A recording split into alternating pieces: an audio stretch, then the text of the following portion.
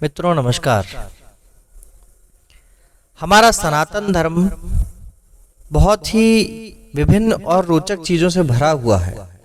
हमारे सनातन धर्म की विशेषता यह है कि हमारे धर्म में गाय को माता माना जाता है, नदियों की पूजा की जाती है और वृक्षों में पौधों में देवताओं को देखा जाता है।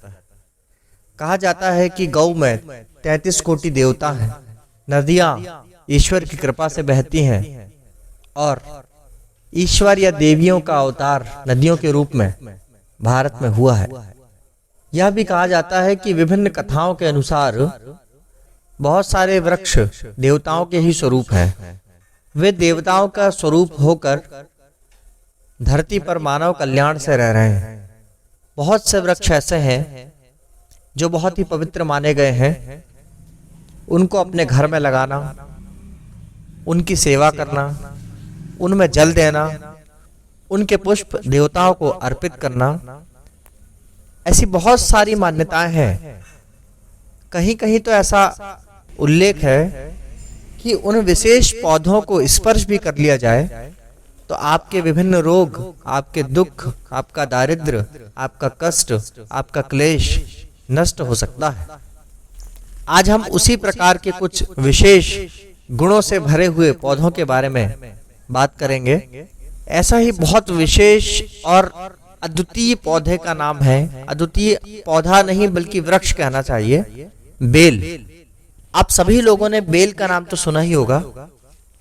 बेल एक ऐसा अद्वितीय वृक्ष है जिसकी पत्तियां भगवान शिव को चढ़ाई जाती हैं और बहुत ही पॉजिटिव ऑरा रखने वाला यह वृक्ष है। इस वृक्ष की पत्तियों को भगवान शिव को चढ़ाया जाता है। जैसे कि इन पत्तियों की बनावट है, 3 पत्तियां एक साथ होती हैं और उस पत्ती को तोड़कर भगवान शिव को चढ़ाया जाता है। जैसे भगवान के 3 नेत्र हैं, उसी प्रकार का स्वरूप इन पत्तियों का होता है। जिस प्रकार 3 महादेवियां हैं, महालक्ष्मी, महासरस्वती और महाकाली, उसी प्रकार इस वृक्ष की 3 पत्तियों में भी 3 देवियों का वास माना गया है। इन 3 पत्तियों पर तीनों देवियों का मंत्र ऐम, ह्रीम और क्लीम, ये तीनों देवियों का मंत्र है।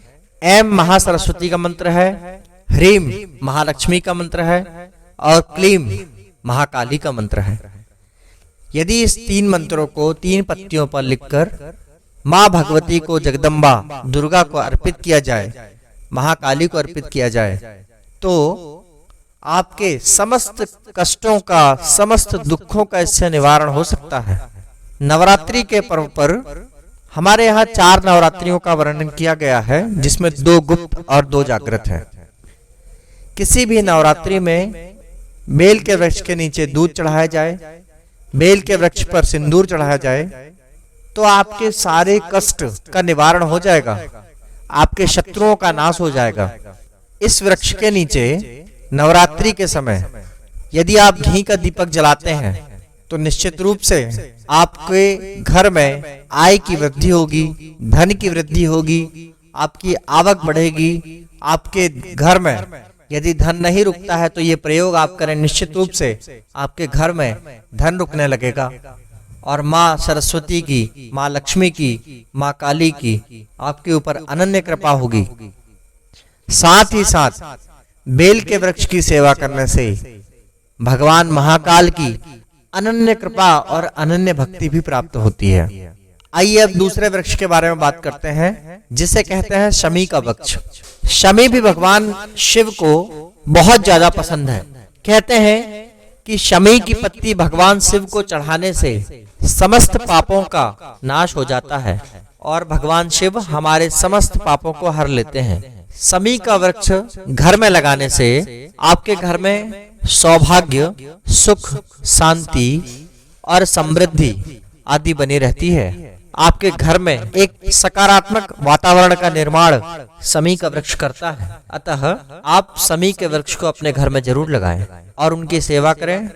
नवरात्र और विशेष पर्वों पर शमी के वृक्ष के नीचे घी का दीपक लगाएं।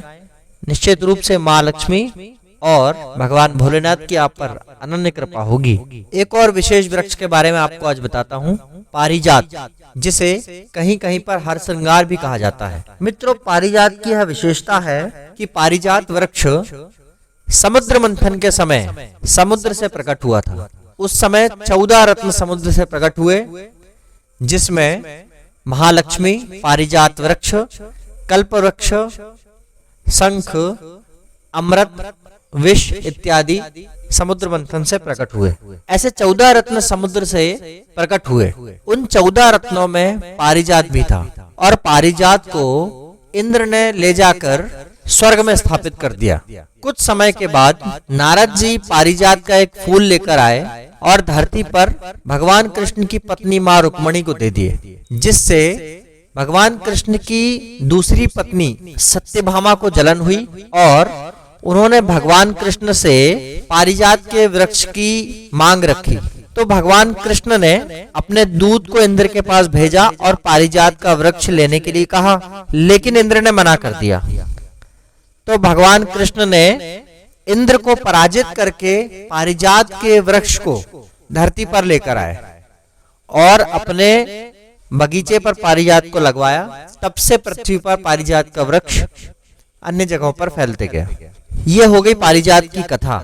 अब इसकी विशेषता आपको बताते हैं। चूंकि पारिजात का वृक्ष समुद्र से उत्पन्न हुआ है और माँ लक्ष्मी भी समुद्र से उत्पन्न हुई है, इसीलिए इस एक विशेष लगाव माँ लक्ष्मी को पारिजात के वृक्ष से है। पारिजात के वृक्ष के फूलों की एक विशेष बात है कि ये फूल भोर में ब्रह्म मुहूर्त में ही अपना पेड़ छोड़ देते हैं और नीचे गिर जाते हैं।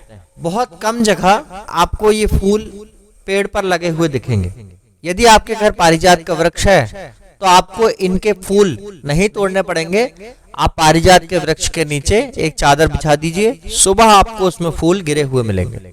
तो पारिजात के पुष्पों से माँ लक्ष्मी को एक विशेष लगाव है और जो भी व्यक्ति पारिजात के पुष्प से माँ लक्ष्मी की आराधना करता है, पूजन करता है, माँ लक्ष्मी को पारिजात के पुष्प अति प्रिय हैं। और जो भी व्यक्ति पारिजात के पुष्प से माँ की आराधना करता है, माँ निश्चित रूप से उस पर अपनी कृपा बरसाती हैं और अपनी समस्त शक्तियों से अपने भक्त पर कृपा करती हैं। उसके दुख, दारिद्र्य, क्लेश और उसकी सारी विपत्तियों को हर लेती हैं। पारिजात का वृक्ष और बेल का वृक्ष, इन दो वृक्षों की एक विशेष बात बताऊं, ये दोनों वृक्ष की पत्तियां औषधि के रूप में भी काम आती हैं। बेल की पत्ती खाने से आपको बहुत से प्रकार के रोग नहीं होंगे, जिसमें ब्लड प्रेशर, शुगर या कोई असाध्य रोग है आपको, तो आप बेल की पत्ती को भगवान शिव पर अर्पित करें और उसे प्रसाद रूप में ग्रहण करें। निश्चित रूप से आपके सारे रोग दूर होंगे। उसी प्रकार यदि आपको नसों संबंधी कोई समस्या है तो आप पारिजात की पत्तियां लें और पारिजात की पत्ती का काढ़ा बनाकर उसका सेवन करें। आपकी नसों में हो रखी सारी ब्लॉकेज खुल जाएगी।